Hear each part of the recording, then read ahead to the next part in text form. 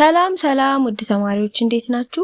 ዛሬ ደግሞ የ2018 በላፍቶ ክፍለ ከተማ የተዘጋጀውን አማርኛ ሞዴል ፈተና 6ኛ ክፍል 2 ነው ይዤላችሁ የመጣሁት። በክፍል 1 እንግዲህ ከ1 እስከ 10 ያለውን ሰርቼላችሁ ነበረ ካስታወሳችሁ ወይም ካያችሁት። ያላያችሁት ልጆች ግን መጀመሪያ ይሄንን ከማየታችሁ በፊት ያኛውን ቀድማችሁ እንድታዩ ሪኮመንድ አድርጉ ወይም ደግሞ ብታዩት ጥሩ ነው እላለሁ። ምክንያቱም እዛም ጋር ያሉ ጥያቄዎች በጣም ጠቃሚ ናቸው። የተናገርኳቸውም ብዙ የሚጠቅሙ ነገሮች ስላሉ ማለት ነው። እንግዲህ አሁን ካቆምንበት ከ11 ነው የምንቀጥለው ሁለተኛውን ክፍል። ሌሎች ብዙ የሰራኋቸው ቪዲዮዎች አሉ በዚህ አጋጣሚ ፈተናዎች ማለት ነው። ትምህርትን ቪዲዮዎች አንዳንድ የሰራኋቸው አሉ። እነሱን ወደ ቻናሉ ገብታችሁ ማየት ትችላላችሁ። ብዙ ጠቀሜታ ታገኙበታላችሁ። ወደ ጥያቄዎቹ ከመሄዳችን በፊት ቪዲዮውን ላይክ አድርጉት እና ለብዙ ሰዎች ይዳረሳል፣ ቻናሉም ይሰፋል። ሼር አድርጉ ለሌሎች ለማያገኙ ሰዎች እና ሰብስክራይብ ያላደረጋችሁ ሰብስክራይብ አድርጉ። አዳዲስ ቪዲዮ ሲሰሩ እንዲደርሳችሁ የደወል ምልክቱን ይጫኑ። ወደ 11ኛው ጥያቄ እንላለን። የምዕላድ አይነቶች ስንት ናቸው ይላል። እንግዲህ ምዕላድ በሁለት ነው የሚከፈለው፣ ነፃ ምዕላድና ጥገኛ ምዕላድ ተብሎ ለሁለት ይከፈላል።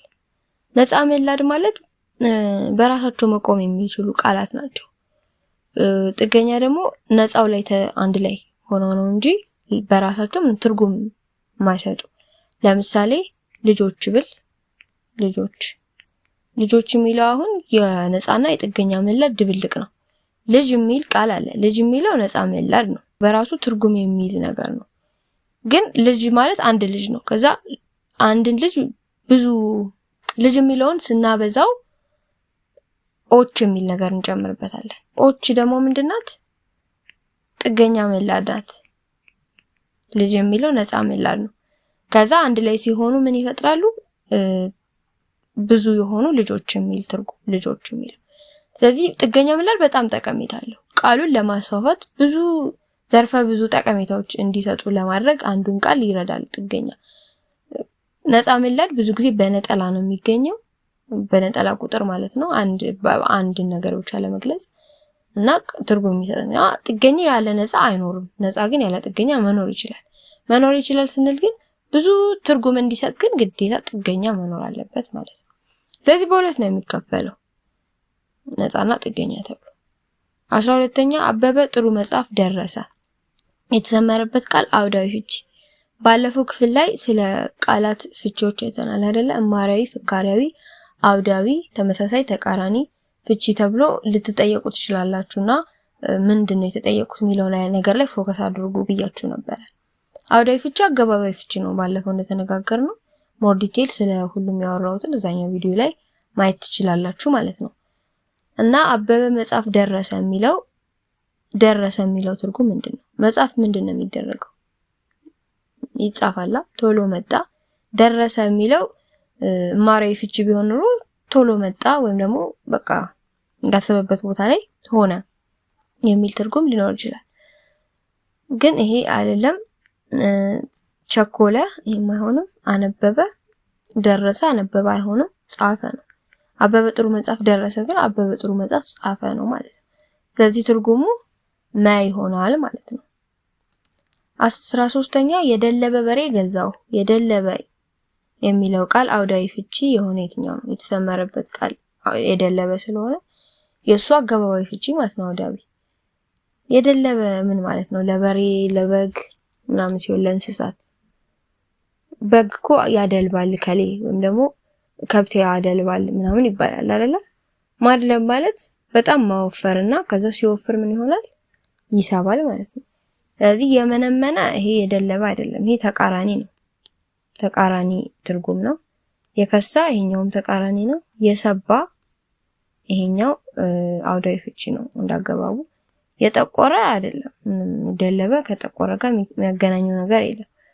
ስለዚህ የደለበ በሬ ገዛሁ ማለት የሰባ በሬ ገዛሁ ማለት ነው። መልሳችን አምሮሃ ነው ማለት ነው። 14ኛ በአንድ አንቀጽ ውስጥ በሚቀርቡ አረፍተ ነገሮች መካከል ያለውን ተመሳሳይነትና ልዩነት በማደራጀት ጽሑፉን የምናስፋፋበት ስልት ምን ይባላል? ትንተና ስልት ይላል። ትረካ ስልት፣ ማወዳደርና ማነጻጸር ስልት፣ ምክንያትና ውጤት ስልት። ከስሙ መረዳት ትችላላችሁ። ማወዳደርና ማነጻጸር ስልት ነው ማለት ነው። ተመሳሳይና ልዩነቱን በማየት ማወዳደርና ማነጻጸር ነው። ምክንያቱም ውጤት አይሆንም እንዲህ ስለሆነ እንዲሆነ ነው። ማወዳደርና ማነጻጸር ግን ይሄኛው ይሄ ነገር አለው፣ ይሄኛው ይሄ ነገር አለው፣ ይሄኛው ይሄ ጥቅም አለው፣ ይሄኛው ይሄ ጉዳት አለው፣ ይሄኛው ጥቅሙ እንደዛ ነው። ስለዚህ መልሳችን ላይ ይሆናል ማለት ነው። 15ኛ አበበ ኳስ ሲጫወት በመውደቁ ክፉኛ ተሰበረ። በዚህ አረፍተ ነገር ውስጥ የሁኔታ ተውሳከ ግስ የሆነው የቱ ነው ይላል። አበበ ኳስ ሲጫወት በመውደቁ ክፉኛ ተሰበረ። ብዙ ጊዜ ከግሱ በፊት ነው የሚመጣው ተውሳከ ግስ። የጊዜ ተውሳከ ግስ አለ፣ የሁኔታ አለ፣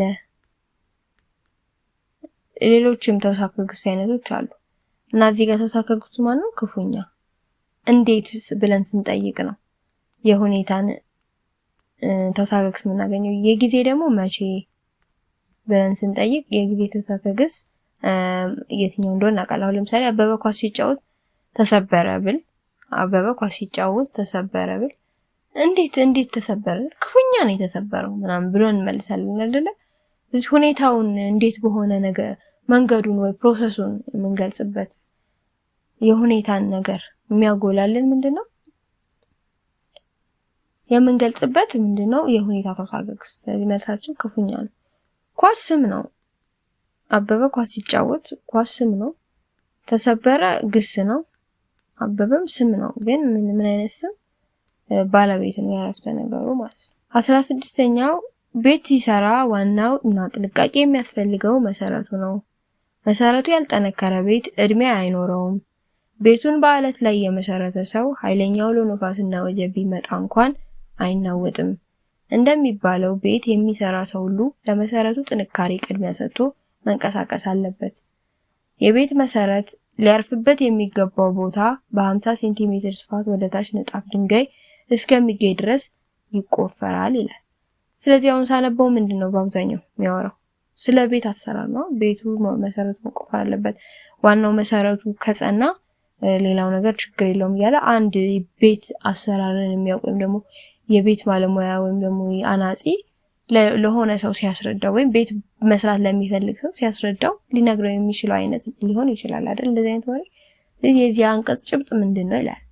ስለ ወጀብና ስለ ነፋስ ስለ መሰረት ሲያወራ እሱን እንዲያጸናለት ነው ወጀብና ነፋስን የጠቀሰው እንጂ ሜንሊ የሚያወራው ስለዚህ አይደለም። ስለ ቤት አሰራር አዎ፣ ስለ ኃይለኛው አውሎ ነፋስ አይደለም ብለናል። ስለ ንጣፍ ድንጋይም ቶታሊ አላወራም። ስለዚህ አይደለም። ስለዚህ የሚያወራው ስለምንድነው? ስለ ቤት አሰራር ነው። ጭብጡ ዋናው ቤት አሰራር ላይ ነው ያተኮረው። 17ኛው በተራ ቁጥር 16 ላይ የቀረበው አንቀጽ በምን ያጻጻፍ ስልት ቀርቧል ይላል። በተራኪ አይደለም። እንደዚህ ስለሆነ ከዛ እንደዚህ ሆነ እያለን ምንድነው ኦርደሩን ጠብቆ ወይም ደግሞ ተራ በተራ የምንገልጸው ነገር ሲሆን ነው ተራኪ የሚሆነው። ተራኪ አይደለም። ይሄ አይደለም። ስዕላዊ ደግሞ እኛ አሁን ሲናገረን ስዕል እየከሰተልን ከሆነ ስዕል የሚከሰት ነገር ከሆነ ነው።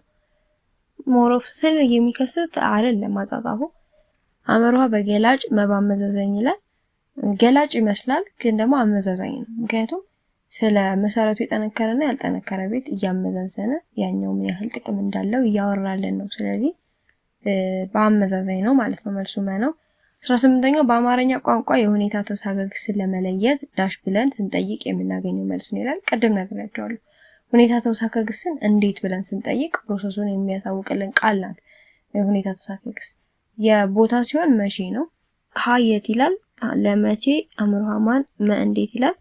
እንዴት ነው መልሶ ማለት ነው። 19ኛው ተማሪው ጥያቄውን በአግባቡ መለሰ። በዚህ አረፍተ ነገር ውስጥ የሁኔታ ተውሳከ ግሱ የቱ ነው? እንዴት መለሰ?